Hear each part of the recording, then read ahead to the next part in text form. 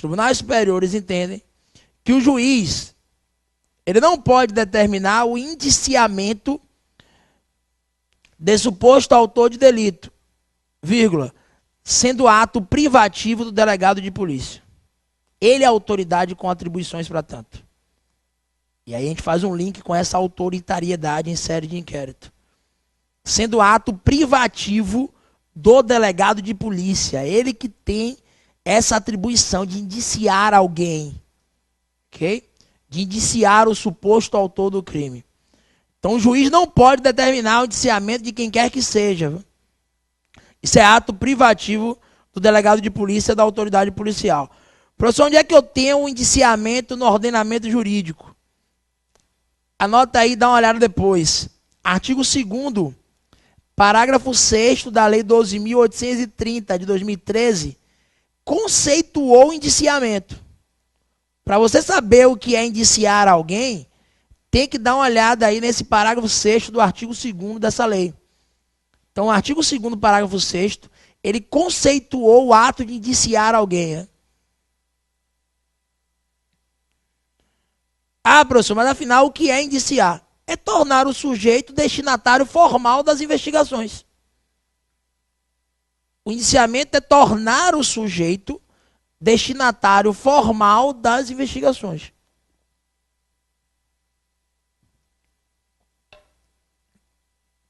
O indiciamento é tornar o sujeito destinatário formal das investigações. É o suspeito formal, né? E o parágrafo 6º do artigo 2º conceitua isso. É um ato do delegado de polícia. Então, o indiciamento é tornar o sujeito destinatário formal das investigações. O artigo 23 do CPP e o artigo 6º, item 5, inciso 5, também falam de indiciamento ou de indiciado. O artigo 23 do CPP e o artigo 6º, item 5, falam também do ato de indiciado, indiciamento. Por exemplo, o 6.5 fala que uma das diligências do inquérito é interrogar o indiciado.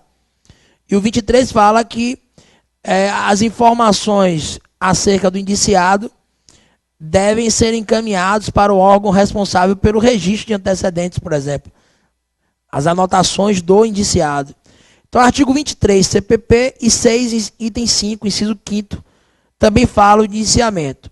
Não existia até 2013 um artigo tão explícito para falar o que era indiciar alguém.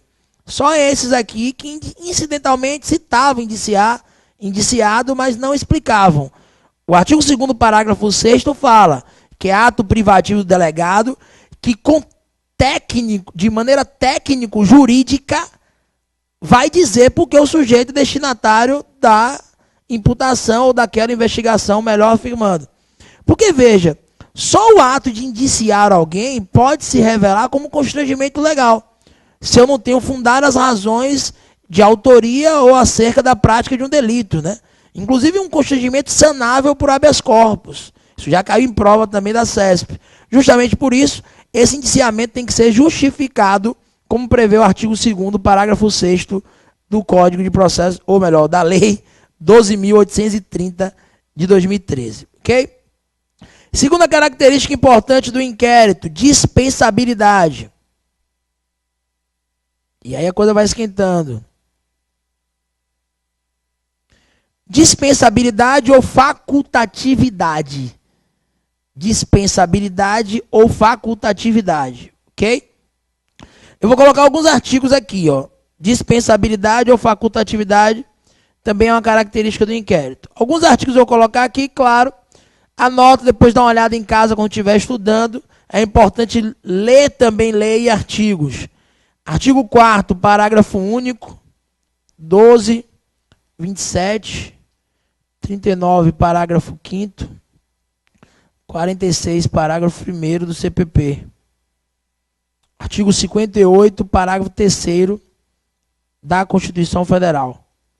Então, todos esses artigos demonstram que o inquérito é facultativo, que o inquérito é dispensável. 4, parágrafo único, 12, 27, 39, parágrafo 5º, 46, parágrafo 1º, 58, parágrafo 3º da Constituição Federal. Todos esses artigos legitimam essa característica. Lembra que eu conceituei aqui persecução penal? Eu falei, ó, fase investigatória, mais fase da ação penal, mais fase processual, fase judicial. A fase investigatória, em regra, é o inquérito, mas nem sempre será. Então, por que o inquérito é facultativo ou dispensável? Porque existem outras modalidades investigatórias diversas do inquérito policial. É bem simples, né? E é uma característica que cai muito. O inquérito é dispensável ou facultativo porque existem outras modalidades investigatórias diversas do inquérito policial. Existem outras formas de investigar, outros procedimentos diferentes, né? Que não são presididos pelo delegado de polícia. Então, o inquérito é dispensável porque existem outras formas investigatórias diversas do inquérito policial. O que é imprescindível no processo penal não é o inquérito. E aí, para quem quiser acrescentar, o que é imprescindível no processo penal é a justa causa para o ofertamento da ação. O que é imprescindível no processo penal não é o inquérito, é a justa causa para o ofertamento da ação. Isto que é imprescindível. Como assim, professor? O que é imprescindível é um lastro probatório mínimo para se iniciar a fase judicial. Se eu vou conseguir isso com inquérito ou com outro procedimento, já é outra história. Então, o que é imprescindível no processo penal não é inquérito, é um lastro probandi, é um lastro probatório mínimo para o exercício da ação penal. Isso é o conceito de justa causa, que a gente chama de justa causa formal, né? Mas é o conceito de justa causa para o exercício da ação penal. Esse lastro probatório mínimo, essa justa causa formal, a existência de indícios mínimos para que alguém possa ser denunciado, para que alguém possa ser processado. Posso obter isso em regra com inquérito, mas também com outros procedimentos, ok? E aí vejam só, antes de anotar, para revelar essa dispensabilidade do inquérito, é que a gente tem que afirmar, por exemplo, que tanto o STJ quanto o STF atualmente admitem investigação direta por parte do Ministério Público. Então, STJ e STF admitem que num procedimento investigatório apartado, possa o Ministério Público conduzir essa primeira etapa da persecução penal diretamente, sem necessidade de inquérito. Aí anotem aí, coloquem assim, ó, súmula 234 do STJ. É a súmula 234 do STJ, por exemplo. Súmula 234 do STJ.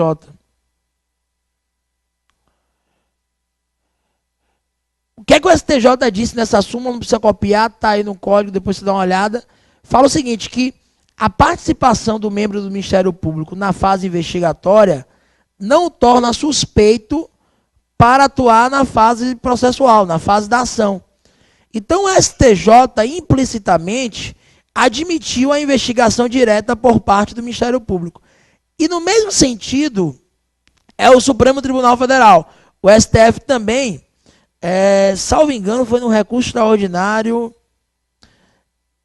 593727, salvo engano, mas o Supremo também admitiu a investigação direta por parte do Ministério Público, ok? Então anotem isso aí, porque é importante, também já caiu em prova da CESP, concurso para juiz federal, magistratura estadual, volta e meia a CESP também cobra isso, ok? Então anotem aí, vamos colocar o seguinte, os tribunais superiores admitem a investigação direta por parte do MP. Então, os tribunais superiores admitem a investigação direta por parte do MP.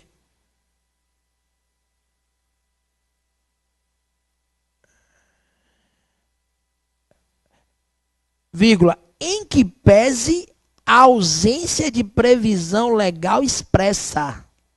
Tem que tomar cuidado com isso. Viu? A gente tem que ver o enunciado da questão, como é que está pedindo. Então, os tribunais superiores admitem a investigação direta por parte do MP, vírgula, em que pese a ausência de previsão legal expressa, vírgula, com base na teoria dos poderes implícitos. Com base na teoria dos poderes implícitos, né? Com base na teoria dos poderes implícitos. E aí tem alguns incisos para você anotar, ó.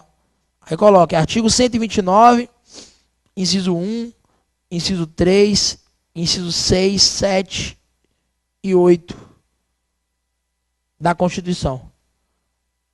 Com fulcro nesse dispositivo aí. Com base na teoria dos poderes implícitos, à luz desses incisos do artigo 129. Então, os tribunais superiores admitem a investigação direta por parte do Ministério Público, com base na teoria dos poderes implícitos, né?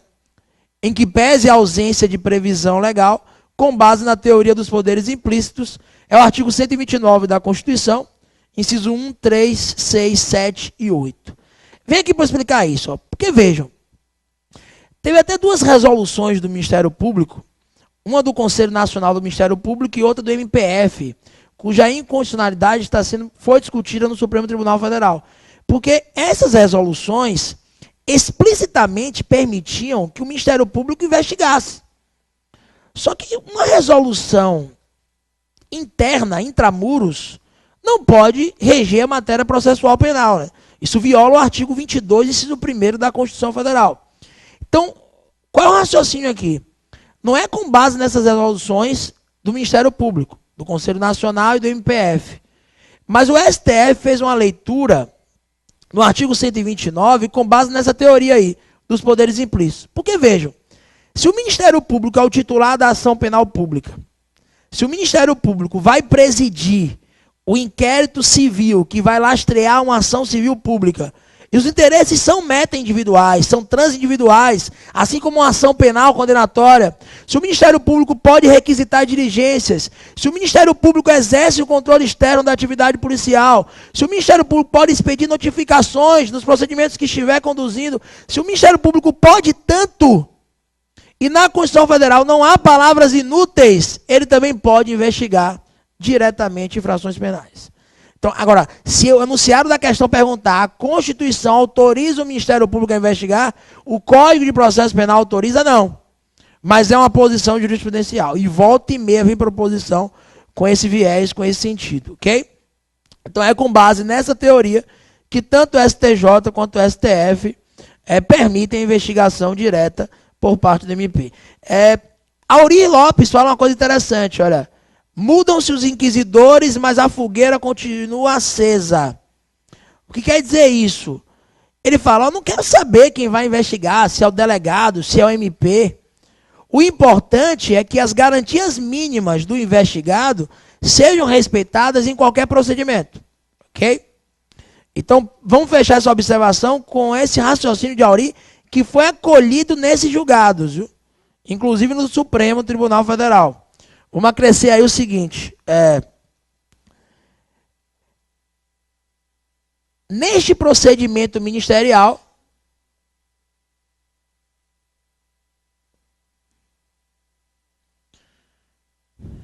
devem ser observadas as mesmas características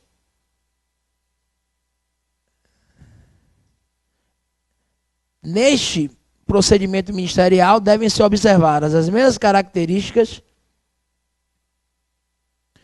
e os critérios de legalidade que regem o inquérito. Então não é porque é no Ministério Público que vale tudo, viu? Então, neste procedimento ministerial, devem ser respeitadas as mesmas características, observadas as mesmas características e os critérios de legalidade que regem o inquérito policial. Então, por exemplo, o inquérito policial tem prazo, esse procedimento também vai ter. No inquérito policial, o advogado pode acessar as peças documentadas, nesse procedimento também tem que respeitar o Estatuto da OAB. Então, os princípios da legalidade, por exemplo, impessoalidade, eficiência, princípios que regem a atividade administrativa, constitucionalmente falando, também serão aplicáveis nesse procedimento ministerial. Ok? É um exemplo claro, né, de dispensabilidade do inquérito policial é esse artigo 58, parágrafo 3º, a CPI, né? Ninguém nega que a CPI, por exemplo, tem verdadeiros poderes investigatórios. Então a CPI, por excelência, revela que o inquérito é facultativo, que o inquérito policial é dispensável, né? Evidencia essa característica aí do inquérito policial. As comissões parlamentares de inquérito no âmbito do Poder Legislativo. É presidido por um delegado de polícia? Não. Mas o resultado de uma CPI vai ser encaminhado para o Ministério Público, que pode ofertar uma denúncia, seja MPF, seja MPE. Então, claro que a CPI também tem essa natureza investigatória. Ok?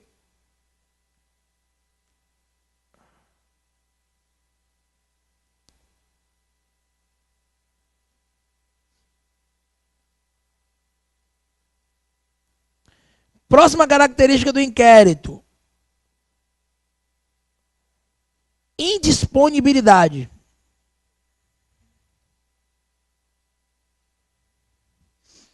Não vou me alongar muito aqui, porque a gente vai encerrar o tema inquérito falando também disso. Mas porque o inquérito é indisponível, e isso cai muito também, inclusive a prova de juiz, em que pese ser uma característica supostamente simples, que está no artigo 17 do CPP. E por que o inquérito é indisponível? Porque é muito simples. O delegado não pode abandonar as investigações, né? Isso cai demais, cai demais. A banca vai trazer um caso bem explícito, um caso onde a tipicidade do fato, por exemplo, é flagrante, onde não há crime flagrantemente, e vai perguntar se o delegado pode arquivar o inquérito. Você vai dizer que não. Vai ser uma pegadinha retada, porque geralmente no direito você fica desconfiado, né, daquelas observações que não, daquelas proposições que não deixam margem à exceção. Mas está aqui uma afirmação que eu não vou excepcionar. Delegado não pode arquivar de ofício o inquérito. É isso aí. A indisponibilidade é isso. O delegado não pode, de ofício, arquivar o inquérito policial. Por isso que o inquérito é indisponível. Em hipótese alguma, viu? Nenhuma autoridade pode arquivar o inquérito de ofício. Pronto. Para ficar melhor. Nenhuma autoridade pode arquivar o inquérito de ofício. E a CESP já cobrou isso, e é o que vale para a sua prova. Nenhuma autoridade pode arquivar o inquérito de ofício. O inquérito é indisponível por conta disso. O delegado não pode abandonar as investigações. O delegado não pode arquivar de maneira oficiosa o inquérito policial. Só existe arquivamento do inquérito, com pedido do Ministério Público, de lá para cá, e autorização judicial. Então, nem MP e nem juiz podem arquivar o inquérito oficiosamente. Veja que isso vale até para os casos de prerrogativa de função, né? No que ainda se mantém. Por exemplo, imagine que Temer está sendo investigado por um crime. E aí a Procuradora-Geral da República opina pelo arquivamento das investigações em relação a Temer. Tem que existir uma homologação do ministro relator no Supremo Tribunal Federal. Porque você pensa, olha, aí poderia ser intramuros, né? O próprio Ministério Público arquivando, já que se o Ministério Público, na sua autoridade maior, está dizendo que não vai denunciar, não tem o que o Supremo fazer. Mas ainda assim eu preciso de uma homologação judicial. Então só se fala em arquivamento do inquérito, arquivamento das investigações com pedido do Ministério Público e autorização judicial, ok? Coloca uma observação importante aí.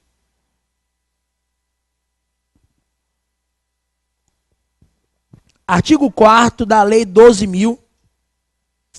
Artigo 4º da Lei 12.850 de 2013. Essa lei você tem que dar uma lida, são 22 artigos. É a lei que trata do combate às organizações criminosas, né? No artigo 1º conceitua a organização criminosa. E aí você tem muita coisa que tem a ver com inquérito, né? Porque, por exemplo, o artigo 3º dessa lei, ele traz diligências que podem ser determinadas em série de inquérito policial. Na verdade, meios de investigação no combate a organizações criminosas, né? Você tem, por exemplo, a infiltração policial, a infiltração de agentes de polícia numa organização criminosa. Então, é uma lei importante. E aí tem uma discussão aí, antes de vocês notarem. Chegou no Supremo ADIM, salvo engano, 5508, que veio discutir se o delegado poderia conduzir o procedimento de delação premiada.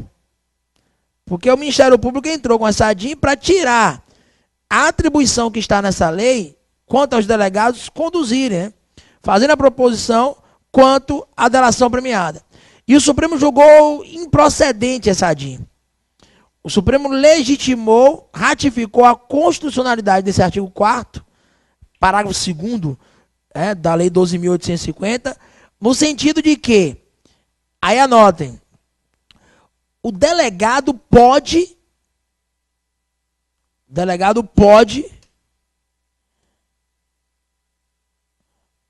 conduzir a delação premiada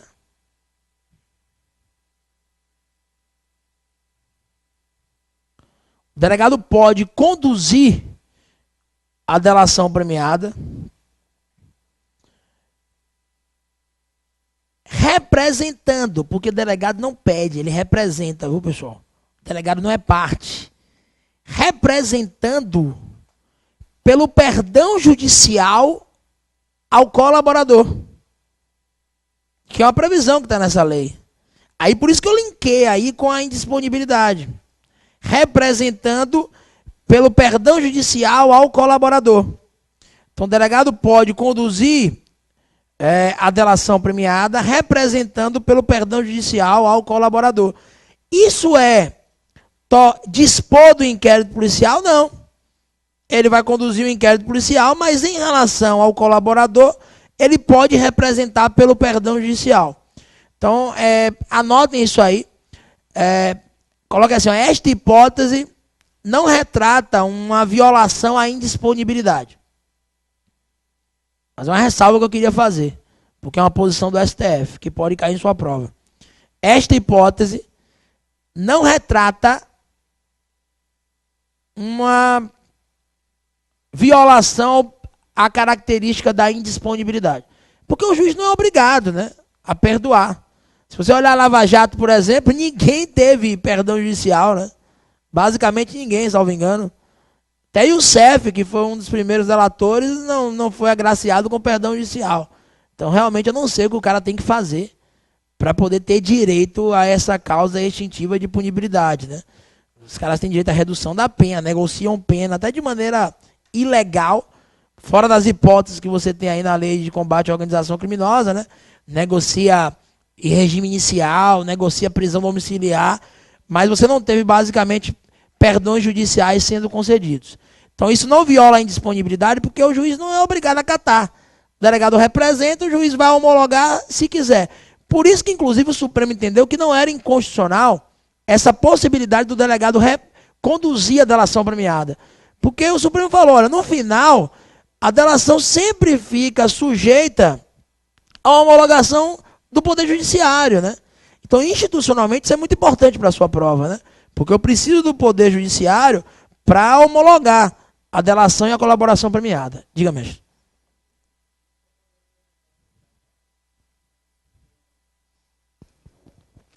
A decisão foi no sentido do perdão. Porque negociar a pena é diferente, né? Que aí seria mais uma atribuição do Ministério Público.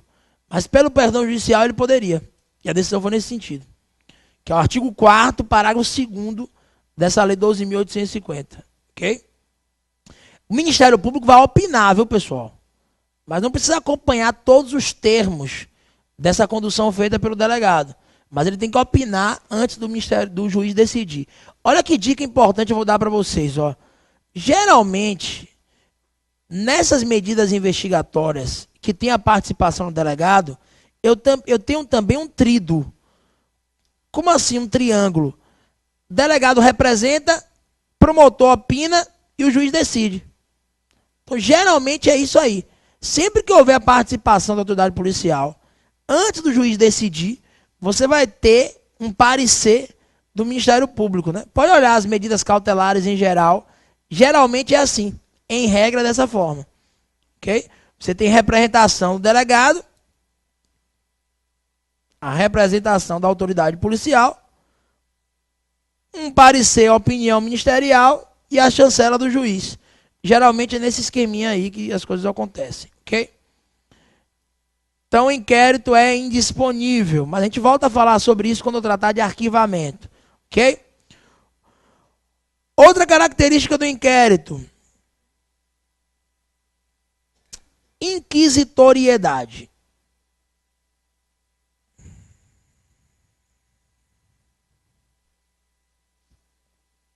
Inquisitoriedade. O inquérito é inquisitivo ou inquisitório, ok? E aí eu quero fazer agora um elo para falar de algo importante, que é o seguinte, ó. Coloquem assim, ó: sistemas processuais. Como assim sistemas processuais? Professor, o inquérito é inquisitório. Isso significa dizer, isso quer dizer que o processo penal brasileiro é inquisitivo? Não. Por quê? Porque, vejam, o que é um sistema? É um conjunto de regras que se aplica para um determinado processo. Uma determinada forma de processo penal. Isso é um sistema. O nosso sistema processual para prova objetiva, ele é formalmente acusatório. É isso que vale para a sua prova objetiva. O sistema processual brasileiro, ele só é formalmente acusatório. Se a prova disser que é um acusatório puro, está errado. O modelo processual brasileiro, ele é formalmente acusatório. Ok? É isso que vale para a sua prova.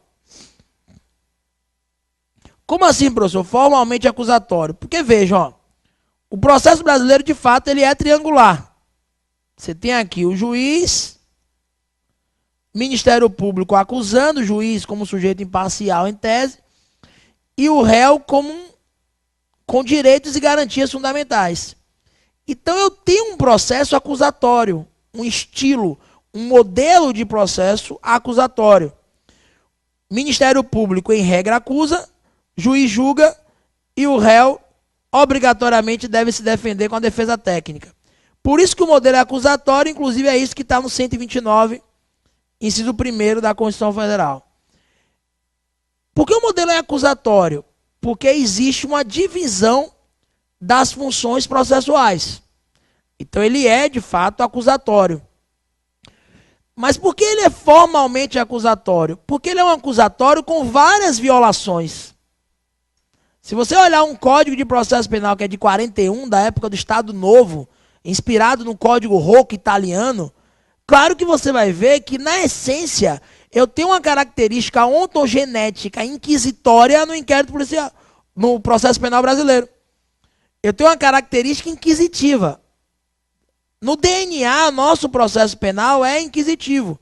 Agora, por que ele é formalmente acusatório? Porque no cerne, no núcleo do modelo, há uma divisão das funções, né? Eu não tenho mais a reunião de todas as funções processuais em um único sujeito. Não.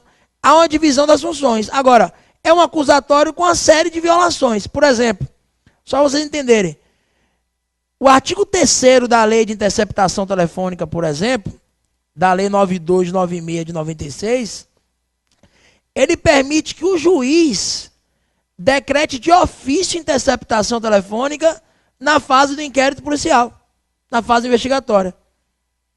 Isso é correto à luz de um modelo democrático de processo penal? À luz de um sistema acusatório? Não.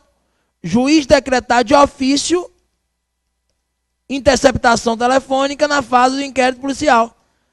Isso é do cerne, é da característica de um sistema acusatório, de um sistema democrático? Não. Mas isso não desconfigura o núcleo do sistema, que é o quê? A divisão das funções processuais. Então, o que é que vale para a sua prova? O sistema, não é do inquérito, o sistema processual penal brasileiro pátrio é acusatório. Mas um acusatório impuro, formalmente acusatório. É um acusatório com violações, ok? É isso que vale para a sua prova, inclusive a prova objetiva. Agora, o inquérito, ele não é acusatório. Porque o inquérito não é processo penal. O inquérito é um procedimento administrativo.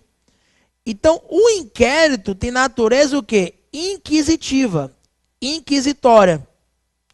E qual é o raciocínio que vale aqui? Porque o inquérito tem natureza inquisitiva, porque o inquérito tem natureza inquisitória. Porque não há obrigatoriedade na incidência do contraditório e da ampla defesa. Eu vou repetir. O inquérito tem natureza inquisitiva ou inquisitória porque não há obrigatoriedade na incidência do contraditório e da ampla defesa, que é o artigo 5º, inciso 55 da Constituição Federal. Não há obrigatoriedade na incidência do contraditório e da ampla defesa, que é o artigo 5º, inciso 55 da Constituição. Se você olhar esse inciso na Constituição, você vai ver lá. São asseguradas as garantias do contraditório e da ampla defesa aos acusados em geral, em processos administrativo e judicial. Então, isso não se aplica ao inquérito, em tese, que é um procedimento administrativo. Ok? Então, o inquérito é inquisitivo porque não há uma obrigatoriedade na incidência do contraditório e da ampla defesa em sede inquisitorial. E aí anotem, artigo 155 do CPP. Artigo 155 do CPP, com a redação dada pela Lei 11.690 de 2008, o artigo 155 do CPP prevê o quê? Olha, o inquérito é inquisitório por quê? Porque não há uma obrigação na incidência do contraditório e da ampla defesa. Veja só, eu não estou dizendo que não possa existir ampla defesa no inquérito. Que não possa existir contraditório no inquérito. Não é isso. É que não há uma obrigatoriedade, uma compulsoriedade na incidência desses preceitos. E o artigo 155 deixa claro isso, quando ele veda, anotem, que o inquérito policial seja ratio decidente para o juiz. O artigo 155 veda que o inquérito policial seja ratio decidente para o juiz. Que as peças investigatórias sejam a ratio decidente para o magistrado. Quer dizer isso. O artigo 155 veda que o inquérito, que a etapa investigatória seja a ratio decidente para o juiz. E aí o que é que você vai notar? O juiz não pode condenar exclusivamente com base no inquérito policial. É isso aí. Absolver pode, professor? Pode. Porque ele vai absolver por ausência de provas. Isso já caiu na CESP, inclusive para a prova do Ministério Público e Magistratura.